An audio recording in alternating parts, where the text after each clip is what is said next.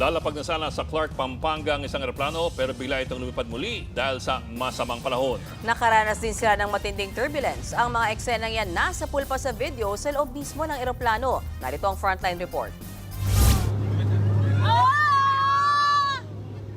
Maririnig sa video na ito ang sigawan ng mga pasahero sa loob ng eroplano ng Philippine Airlines. Ilang beses yan naulit. Ayon sa may-ari ng video na tumangging pangalanan, bandang 4:30 ng hapon nitong Sabado nang lumipad ang eroplano sa Busuanga Airport sa Coron, Palawan. Sa Clark International Airport ang lapag nito. Pero sa gitna ng flight, nakaranas sila ng malalang turbulence dahil sa malakas na ulan.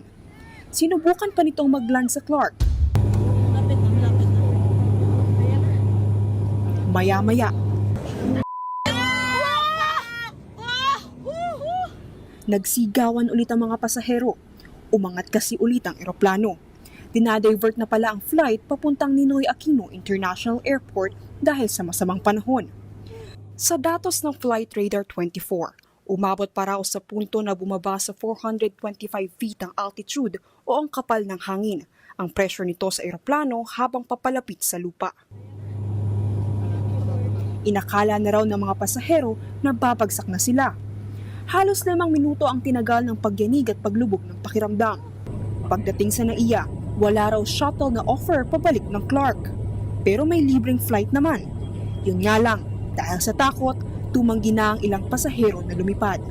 Ayon naman sa isang aviation expert, normal ang nangyaring turbulence. Bahagi rin daw ng safety measure ang ginawang pag-divert sa flight. So may mga instances na pwede magkaroon ng ma-experience ng mga pasahero ng downdraft na tinatawag or bigla na lang malalaglag yung feeling nila dahil nga doon sa severe weather. Kailangan mag-divert ng flight, magda-divert siya. Sa pahayag naman ng Philippine Airlines, iginiit nitong sinunod nila ang naaayon na recovery procedure at pag-iwas sa masamang panahon. Nananatili raw na nasa kontrol ng flight crew ang sitwasyon.